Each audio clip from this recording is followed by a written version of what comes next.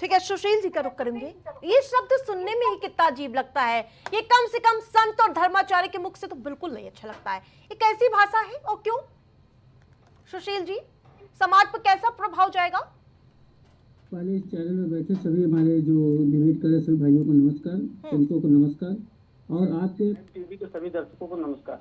देखिए, इसमें महत्वपूर्ण बात है जो संत महात्मा जीवन में संदेश और सदैव सत्य और प्रेम और मानवता का मूल्य पे आधारित होता है। संतों का जो जीवन होता है एक संदेश और सदैव सत्य और प्रेम और मानवता के मूल्यों पर आधारित होता है। देखिए, जो संत होते हैं, संत के विचार, संत जो होता है, संत के महात्माओं के संत की बातों को सुन के, जैसे आदमी आज टेंशन में है, आज परेशान है, तो संत क्या सकारात्मक एनर्जी देने का काम करते हैं। नकारात्मक एनर्जी, जैसे एक छोटे से नाव में भी छोटी सी छेद हो जाए तो नाव के लिए छोटा छेद धीरे धीरे नाव को डुबो देता है।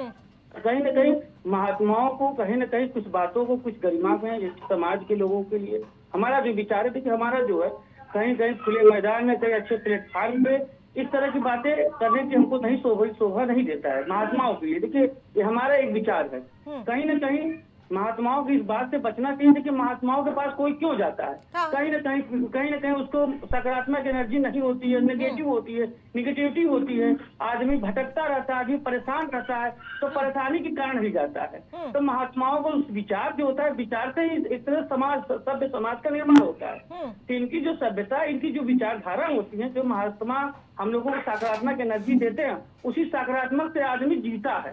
तो सकारात्मक एनर्जी देने की बात है, न कि विवाद। हमको आवाज विवाद में फैल के एक तरह से मानवता के लिए हमें समाज में विवाद और तनाव फैलाना, ये महात्माओं को शोभा नहीं देता है। हाँ। तो कहीं न कहीं जो शब्द होते हैं, सामाजिक प्लेटफॉर्म होते हैं, सामाजिक में कम से कम लाखों करोड़ों लोग भक्त बैठे होते हैं, तो कहीं न कहीं देखिए कुछ चीजें सत्य है, जानते हैं सत्य, लेकिन सत्य को भी जान के भी न जान के बोलना पड़ता है, क्योंकि उन महात्माओं को उस बात को सुधारने की जरूरत है। बिल्कुल, सुधारने के लिए जो भी पाठ पढ़ाए वो बेहतर होगा। ठीक है नितिन जी, ठीक है। आरती जी, एक बात आपने कहा था कि अनिरुद्धाचार्य जी महाराज जी अभी माफी मांगे थे इस बात को।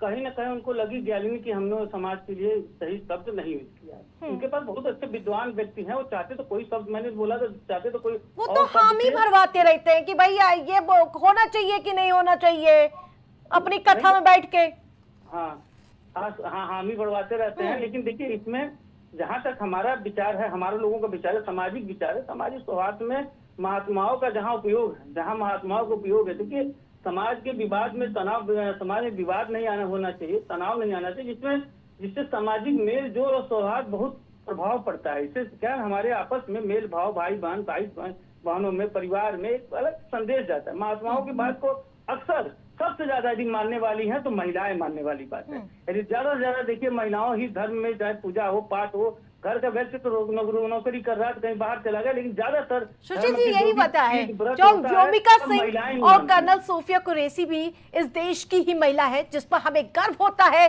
और हम देश की बेटियां हैं, और हमें इस पर पूरा गर्व है कि इस देश में हमें इतनी स्वतंत्रता है कि हम अपने हिसाब से अपने क्या करना है, क्या नहीं करना है।